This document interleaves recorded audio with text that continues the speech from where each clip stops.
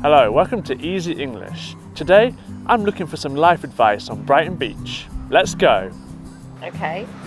My life advice to people would be to never underestimate the value of languages and travel. Get rid of assholes in your life very, very soon. Yeah? Because they are drowning you down and you're not worth it. And pay attention at school. I know I just learned it when I was like 25. Then I went back to school. And I'm really sorry I didn't do that when I was 18.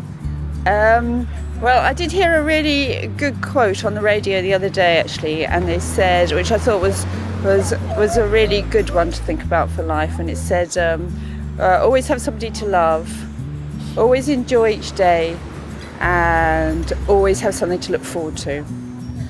I would advise myself to go with my gut feelings, to follow my heart, and not to worry about what other people think of me, what I'm doing, what I'm thinking.